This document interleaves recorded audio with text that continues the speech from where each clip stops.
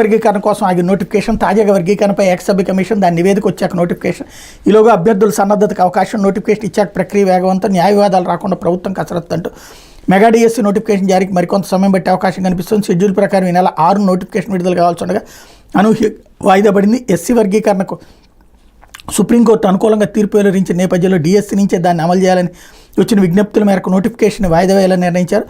రాష్ట్రంలో ఎస్సీ వర్గీకరణ ఎలా చేయాలని దానిపై ప్రభుత్వం ఏకసభ్య కమిషన్ నియమించింది. 2 నెలల్లో నివేదిక ఇవ్వాలని ఆదేశించింది అన్నటువంటి వార్తని హైలైట్ చేశారు. ఇకపోతే డిస్కంల ప్రక్షాళన ఎప్పుడో, అప్పుల ఊబిలో డిస్కంలో అకారణంగా పరికరాల కొనుగోళ్లు, అధిక ధరకు విద్యుత్ కొనుగోలు అయినా చర్యలేవి, నేటికి కొనసాగుతున్న అక్రమాల సీఎండీ అంటూ రాష్ట్రంలో విద్యుత్ పంపిణీ సంస్థలు వైసీపీ ప్రభుత్వంలో పాల్పడిన అవినీతిపై చర్యలు తీసుకునేది ఎప్పుడైనా విద్యుత్ రంగ నిపుణులు ప్రశ్నిస్తున్నారు. 2019 నుంచి 24 వరకు యథేచ్ఛగా అధిక ధరలకు విద్యుత్ పరికరాలు కొనడం, బహిరంగ మార్కెట్లో ఎక్కువ ధరకు కరెంటు కొనుగోలు చేయడం ద్వారా నష్టాలకు కారణమైన యాజమాన్యంపై చర్యలు ఎందుకు తీసుకోవడం లేదని నిలదీస్తున్నారు. రాష్ట్రంలోని 3 డిస్కంల అప్పులు 2018-19 నాటికి 62,826 కోట్లుగా ఉంటే జగన్ ప్రభుత్వం దిగిపోయిన నాటికి 1,12,000 కోట్లకు చేరినాయి. అంటే జగన్ సర్కారు ఉన్న 5 ఏళ్లలో 49,596 కోట్లకు ఎగబాకాయి.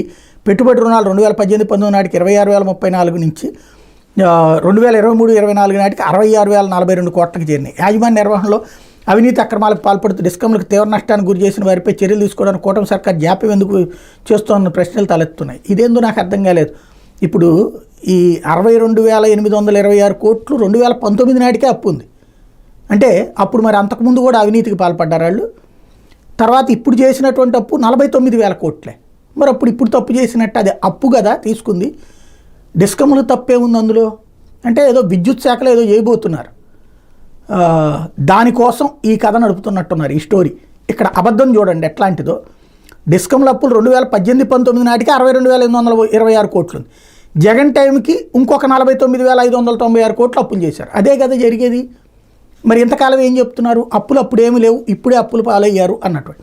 రెండవది, ఇప్పుడు ఈ స్టోరీ రాయడం వెనకాల ఏం కనబడుతుంది? ప్రక్షాళన ఎప్పుడు అంటే రాబోయేటటువంటి రోజుల్లో ఏ ప్రీపెయిడ్ మీటర్స్ లాంటివి పెట్టించి ఇప్పటికే బిగిన్ అయిపోయినాయి స్మార్ట్ మీటర్లు, ప్రీపెయిడ్ మీటర్ల వైపుకి తీసుకెళ్లేటటువంటి ప్రయత్నం జరుగుతుంది.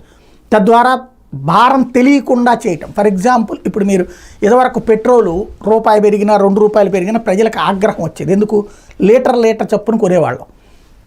అదే తర్వాత రోజుల్లో ఈ పద్దాక మోడీ సర్కార్ వచ్చాక ఏం చేసింది? రూపాయి పెంచడం, రూపాయి తగ్గించడం, ₹10 పెంచడం, 30 తగ్గించడం, ఇట్లా చేసుకొచ్చేటప్పటికి మనం ఇక చివరికి ఆ పెట్రోల్ బంకుల వాళ్ళకి తలనొప్పి అయింది, మనకి తలనొప్పి అయింది. దాంతో కంప్యూటర్ సిస్టమ్స్లో ఏం చేసేసారు? ₹50 పెట్రోలు, ₹100 పెట్రోలు, మనం ₹50 అంటే 50 అని నొక్కుతాడు, అక్కడ ₹50 మనకు కనబడుతుంది, వచ్చేస్తుంది. లీటర్ పెట్రోల్ రేట్లు పెరిగిపోయినాయి, ఇది మనం పట్టించుకోవట్లేదు. ఇప్పుడు కరెంట్లో కూడా అట్లాగే చేయబోతున్నట్టున్నారు. ఏది? Prepaid meters. అంటే ముందుగా మనం ₹500 కరెంట్, ₹1,000 కరెంట్, ఇందులో ఇక మనకి ఆ యూనిట్ ఛార్జీ ఏంటో తెలియదు. ఆ విధంగా గేమ్ నడపబోతున్నారన్నటువంటి దానికి ఇది కర్టన్ రైజర్ అనుకుంటా ప్రోత్సహించేటటువంటి దానికి పెద్ద కథే నడుస్తుంది. ఇది దినపత్రికలో వచ్చిన వార్తలు.